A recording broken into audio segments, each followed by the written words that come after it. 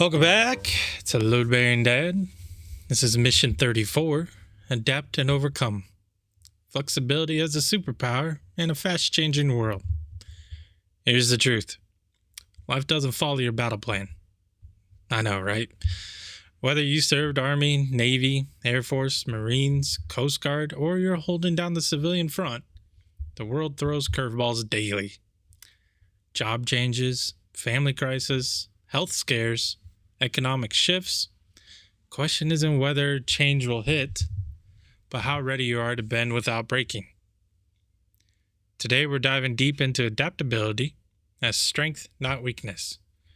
We'll cover military history, sports psychology, real-world Q&A, and practical tools for building flexibility into every mission, either at home, at work, and in your head.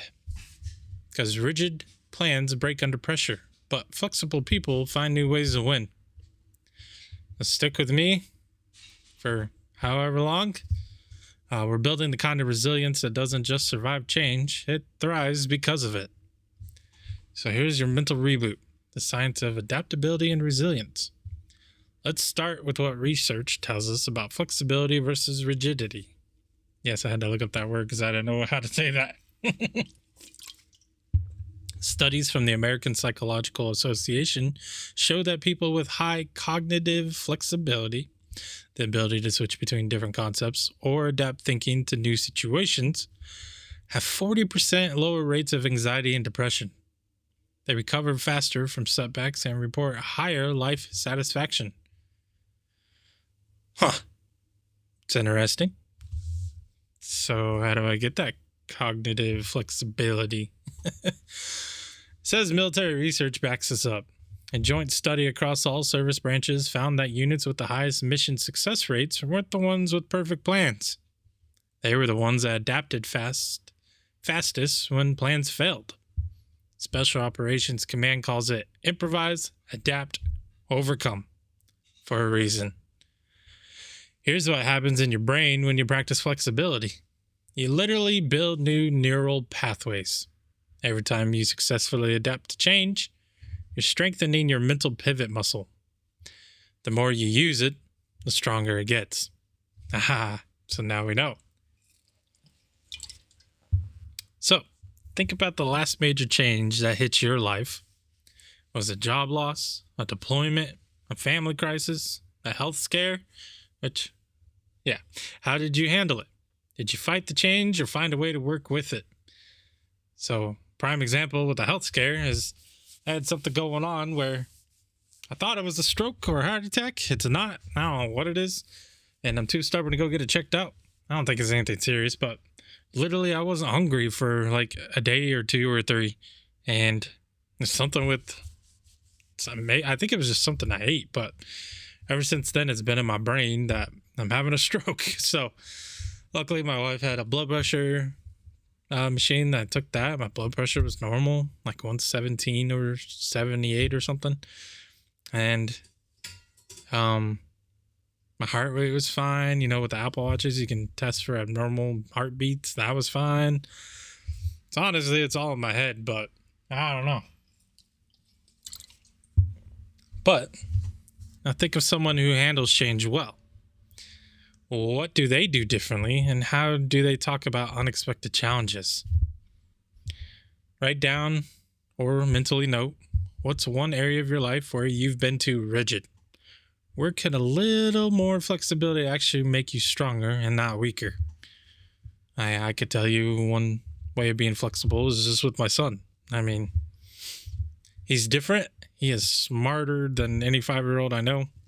And I know we all say that about our kids, but this kid's asking questions that I ask as an adult. I'm like, I mean, I don't have an answer for that because I was thinking the same thing. But, you have to be flexible with them. I think he's going to be way smarter than he needs to be. And just comes with patience and time and everything. So the military teaches us to have contingency plans, a plan B, a plan C, even plan Z. But civilian life often tricks us into thinking we should stick to plan A no matter what. That's not strength, that's stubbornness. And stubbornness breaks under pressure.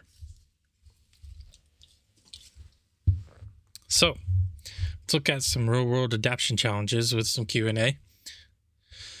So first question is, my job keeps changing requirements and I feel like I'm always behind.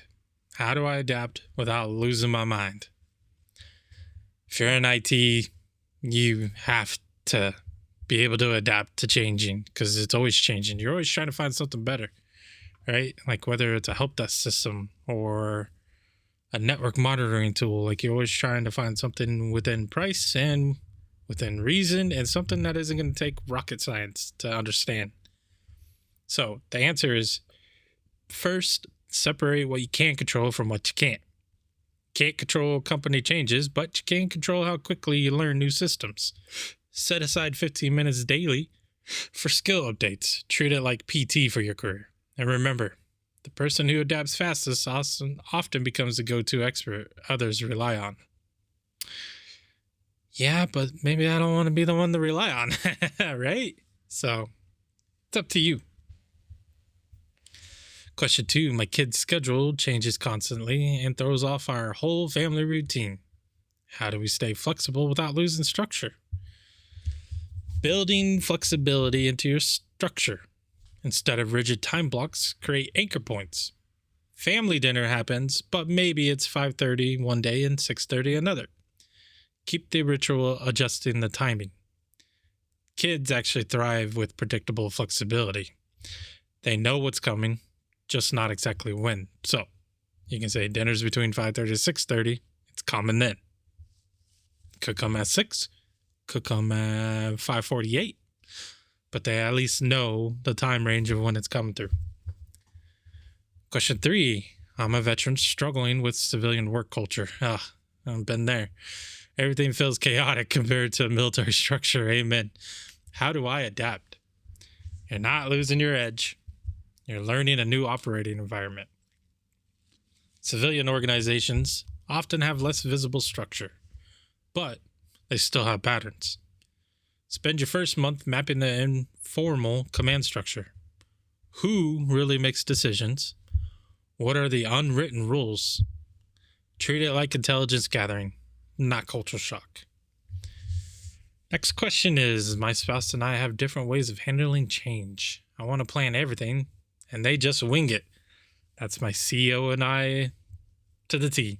I can go with the flow, and she plans out the next 10 years.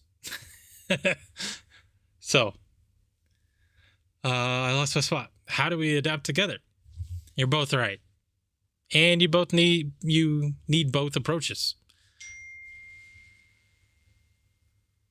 I just read a text and I almost said it out loud. Glad I didn't, because this would make this a rated R. Nothing like that. It's just something that somebody just said. Oh. But it says you're both right. You both need approaches. Use your planning skills for the big picture. Let them handle day-to-day pivots. In military terms, your strategic planning, your tactical adaptation. Both are essential for mission success. So plan and wing it. Sometimes you have to go with it, right? But sometimes you can plan ahead. Question 5, I feel like I'm always adapting to everyone else's needs. When do I get to stick to my own plan? Adaptation doesn't mean being a doormat. Set your non-negotiables, your core values, health needs, family priorities. Then be flexible around the edges. You can bend on timing, methods, or details while holding firm on what matters most. So, dinner is at 5:30, but if we're going to run a little over, I'm picking you up from volleyball, we could probably make it at 6. What if I adapt so much that I lose who I am? Remember who you are. Adaptation isn't about changing your core identity. It's about finding new ways to express it. A Marine doesn't stop being a Marine when they become a teacher. They bring Marine values to education. I don't know if that's a good thing, because they do like crayons. Kidding. Your character adapts its expression, not its foundation. So I encourage you to DM your adaptation challenges for the next episode. So now, moving on to this day in military history. I feel like I'm talking slow and it says I should be at 35 minutes right now. Yeah, it's been 10. But good try, script making program software. So, July 31st gives us powerful examples of military adaptation under extreme pressure.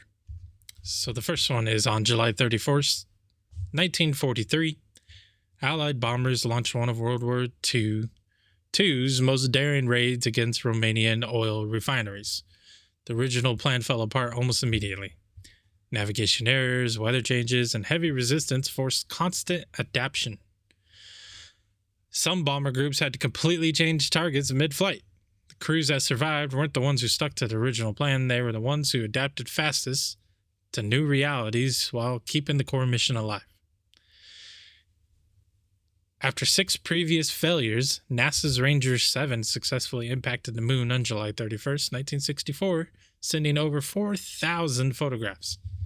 Success came not from perfect planning, but from learning from each failure and adapting the design. Each crashed mission taught engineers something new, leading to the flexible approach that finally worked. And the last one, the Strategic Arms Reduction Treaty was signed on July 31st, 1991, between the U.S. and Soviet Union. The diplomatic victory required years of adaptation, as both superpowers adjusted to changing global realities. Rigid Cold War thinking had to give way to flexible negotiation and compromise. So, now it's time for our reflection break. Close your eyes for 30 seconds. Unless you're driving, please don't do that. Think about a time when your original plan failed, but adapting led to something even bigger than you'd planned. What did that teach you about the power of flexibility? History shows us that the strongest forces, military, diplomatic, or personal, are the most rigid. They're the most adaptable. They hold the core mission while staying flexible about methods. I'll be right back.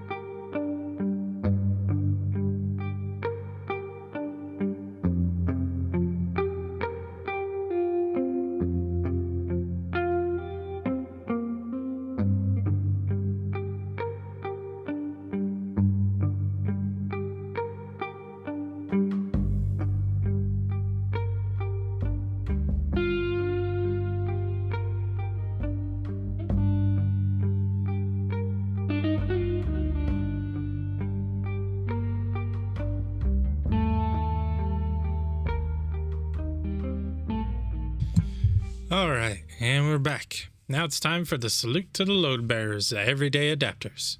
Today's salute goes to every parent, veteran, partner, and leader who bends without breaking. To the single parent who pivots between work calls and homework help, adapting their schedule hourly but never missing what matters.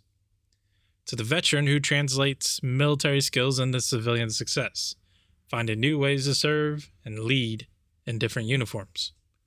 To the spouse who adapts to deployment schedules, job changes, and family needs while keeping the home front strong. To the manager who adjusts plans when team members struggle, finding new ways to accomplish the mission while supporting their people. To the grandparent who learns new technology to stay connected. My grandma's done that. Adapting to change while maintaining family bonds. Flexibility isn't about having no standards. It's about finding creative ways to uphold your values in changing circumstances. If you're adapting daily while holding your core mission, you're not just surviving, you're leading by example. Tag someone who shows real flexibility without losing their strength. Let them know their adaptability makes a difference. Now on to sports and military parallels. Champions adjust mid-game. The greatest athletes and military leaders share one trait. They adapt faster than their competition. Tom Brady built his legend not just on arm strength, but on reading defenses and adjusting plays at the line. His ability to change the game plan based on what he saw made him unstoppable for 2 decades.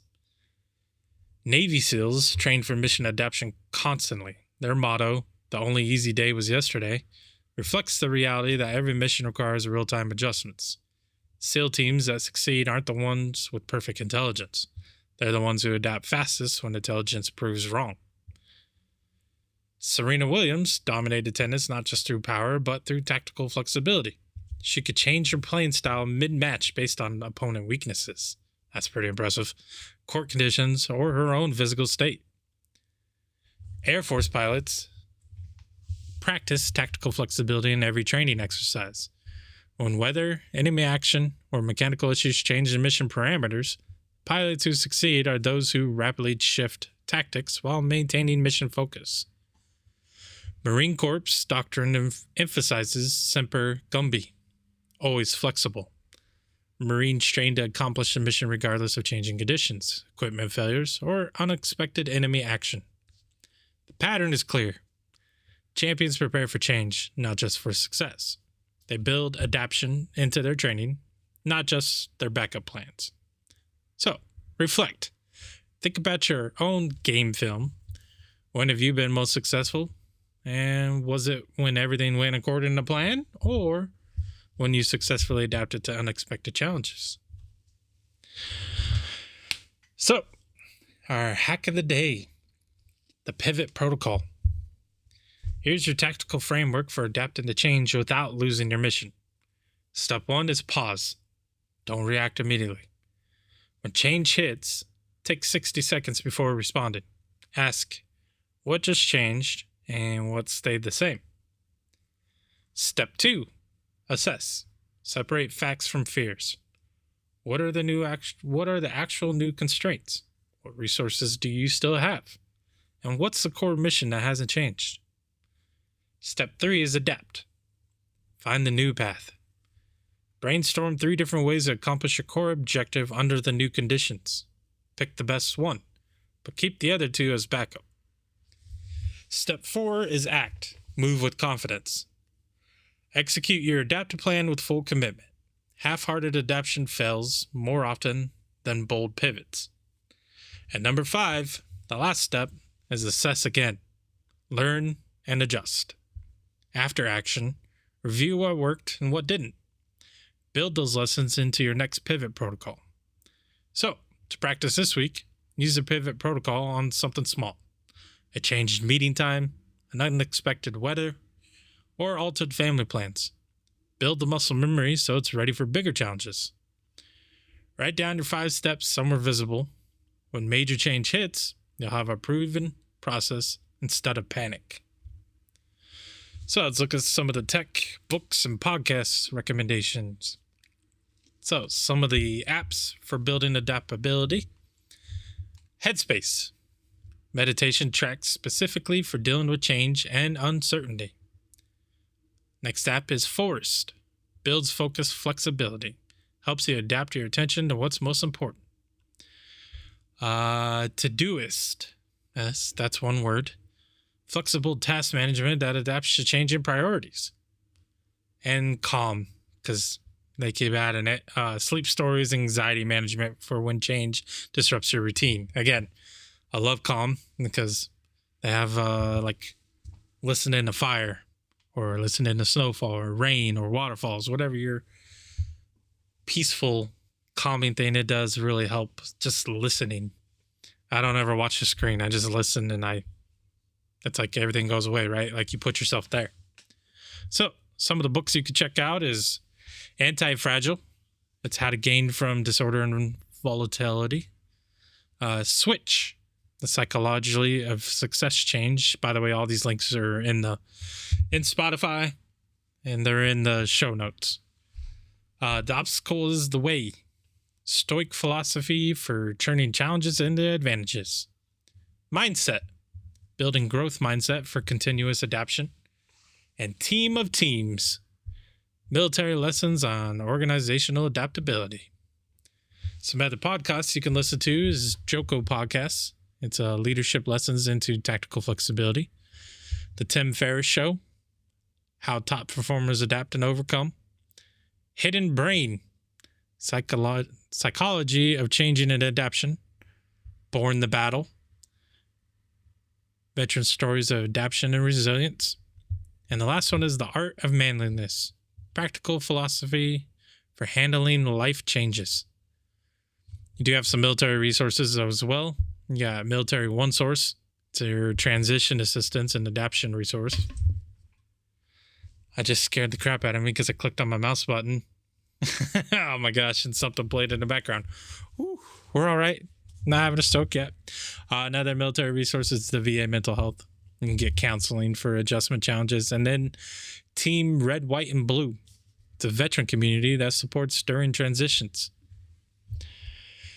So listeners, DM your favorite resources for handling change and adaptation.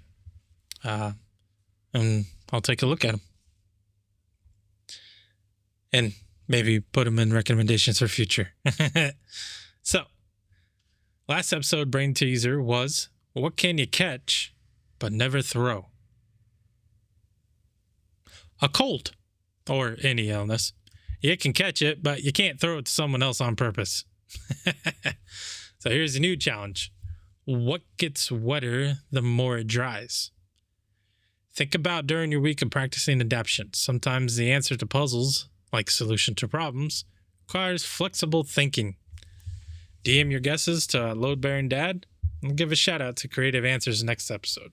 So, what gets wetter the more it dries? Flexibility isn't about having no plan. It's about having the courage to change plans when reality demands it. The strongest people aren't the most rigid. They're the most adaptable. Your action items this week. Use the pivot protocol on one small change. Identify one area where you've been too rigid and experiment with flexibility. Go ahead and share your adaptation story. DM me at LoadBearingDad or connect with the community at deemfit.co. Next mission is about building your personal mission statement, finding your North Star when everything else changes. We'll dive into creating the unshakable core that guides you through any adaptation. Remember, deemfit.co has your back for community support, and use code LoadBearingDad at checkout for a special perk. Your flexibility journey is stronger with backup. So, in the military, we'll learn that the mission comes first, but the methods can always change. The same is true in civilian life. Hold your values tight, but hold your plans lightly. Subscribe, share with someone facing big challenges, and remember, adaptation isn't just survival, it's how you thrive. This is Load Bearing Dad. Stay flexible, stay strong, and keep carrying what matters most.